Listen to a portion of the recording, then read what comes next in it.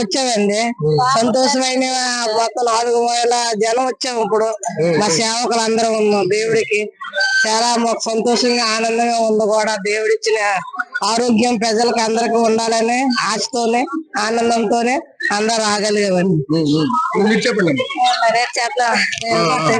చూసాం కదా, ఇక్కడ భక్తులు అయితే ఆనందాలతో పరవశించిపోతున్న పరిస్థితులు కనిపిస్తూ ఉన్నాయి. చూడొచ్చు, ఒకవైపు భక్తులు కూడా క్యూ లైన్ లో నిల్చున్న పరిస్థితులు కూడా కనిపిస్తూ ఉన్నాయి. ఇదంతా కూడా చూస్తూ ఉంటే ఇప్పటికీ ఆలయం కూడా పూర్తిగా సర్వాంగ సుందరంగా తయారైన పరిస్థితులు కూడా కనిపించాయి. ఎందుకంటే ఈ రోజు చూస్తే ధనుర్మాసంలో ప్రముఖంగా ఈ రోజు ముఖ్యమైన దినంగా ఈ రోజు చెప్పుకునే పరిస్థితి కనిపిస్తుంది. ఎందుకంటే ఏకాదశి ఉంటాయి, అదేవిధంగా ముక్కోటి ఏకాదశి అనేది ముఖ్యంగా ఒక ప్రముఖ దినంగా చెప్పుకున్న నేపథ్యం కూడా కనిపిస్తుంది. ఇదే క్రమంలో చూస్తూ ఉంటే జనాలు అయితే వేలాది జనాలు ఇక్కడ భక్తులు కూడా వస్తున్న నేపథ్యాలు కూడా కనిపిస్తూ ఉన్నాయి. వాళ్ళకు ఇంకా భక్తుల మాటలు కూడా తీసుకుని అమ్మ మీరు ఎక్కడి నుంచి అమ్మొచ్చారు? ఏ ఊరమ్మా మీరు?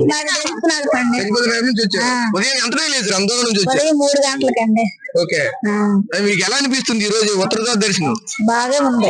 ఓకే ఓకే, చూడండి అంతా కూడా జై శ్రీరామ్ జై శ్రీరామ్ అంటూ నామస్మరణంతో అంతా కూడా వస్తున్న పరిస్థితి కనిపిస్తుంది. అమ్మ ఈ ముక్కోటి ఏకాదశి రోజు ఇక్కడ స్వామివారి దర్శనం ఎలా అనిపిస్తుంది? బాగుంది. దేవుడి కాడికి వచ్చింది.